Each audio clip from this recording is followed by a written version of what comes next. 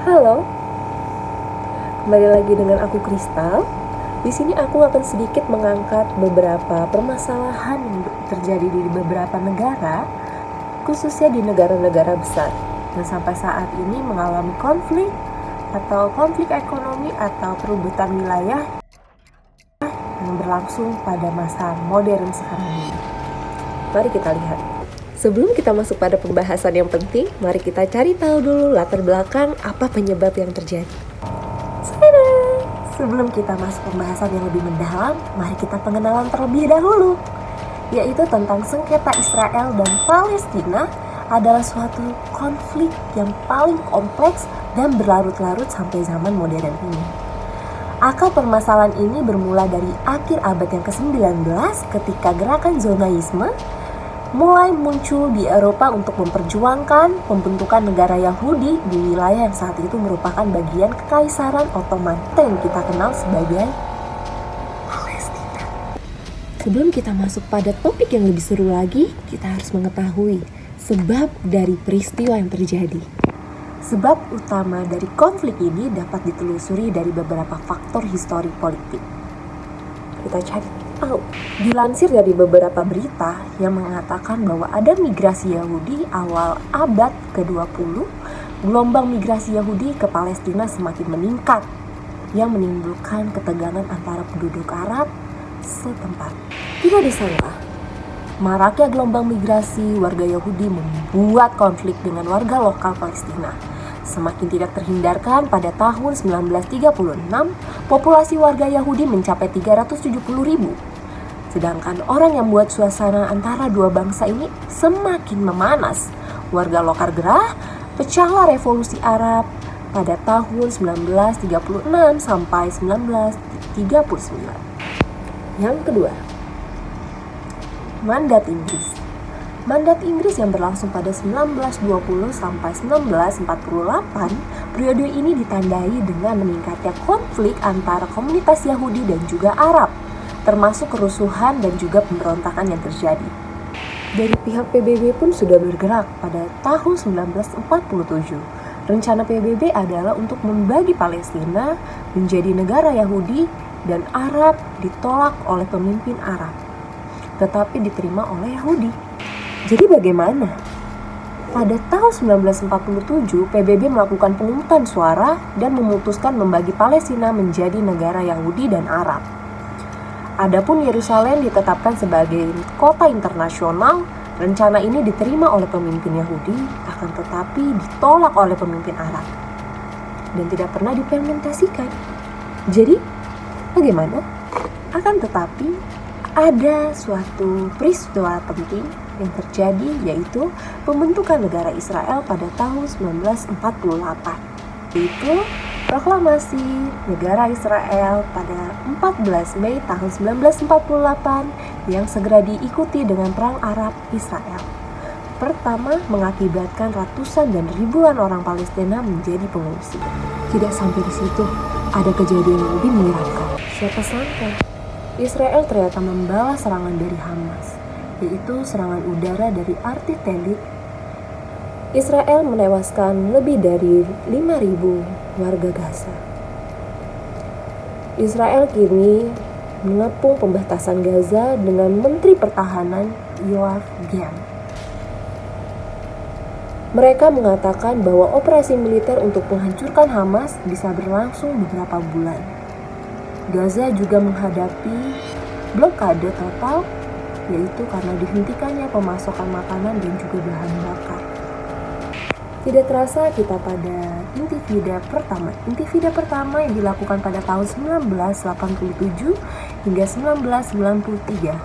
Pemberontakan massal Palestina melawan kependudukan Israel yang menghasilkan perjanjian Oslo dan pembentukan otoritas Palestina telah dilakukan.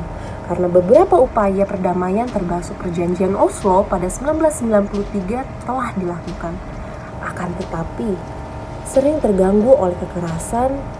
Karena itu, proses perdamaian berakhir pada 2014. Kita akan masuk pada saat pemerintahan Donald Trump.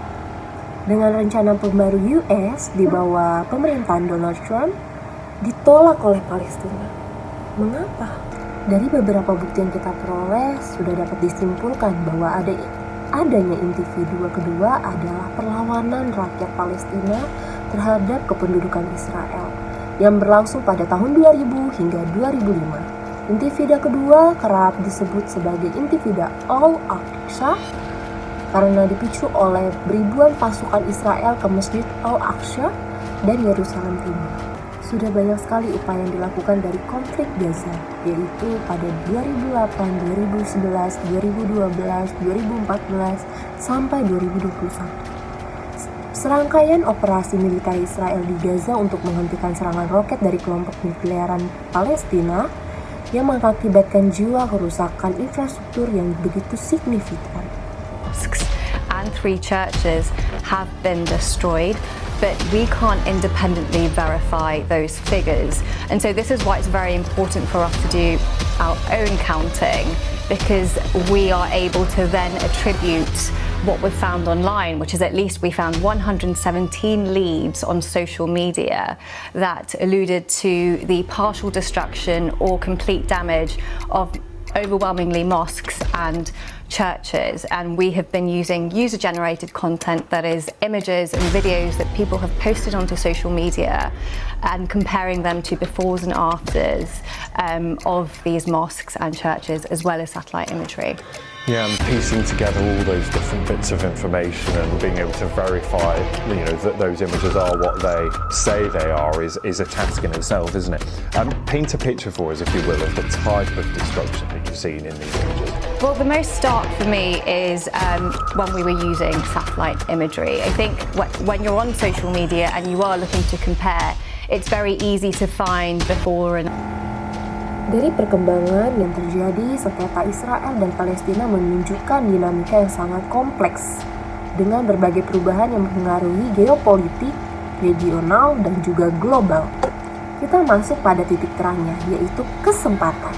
Kesempatan perjanjian Oslo pada 1993, yaitu kesempatan besar untuk perdamaian yang untuk menghasilkan pengakuan timbal balik antara Israel dan PLO serta pembentukan otoritas Palestina. Akan tetapi yang sangat disayangkan adalah penderitaan perang Gaza yang masih berlarut-larut. Berulang kali konflik ini menyebabkan penderitaan besar bagi kalangan warga sipil, menghancurkan infrastruktur, dan juga membentuk krisis kemanusiaan. Sehingga dibutuhkannya kebutuhan negosiasi. Upaya perdamaian seringkali berhenti karena ketidakpercayaan dan juga kepentingan politik yang begitu bertentangan. Balik lagi, sekarang kita dapat menyerahkan kepada perjanjian Oslo.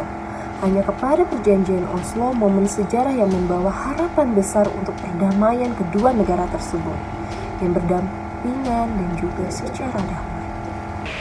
Setelah perjanjian Oslo mengalami penolakan pada tahun 1993, kekerasan terus berlanjut.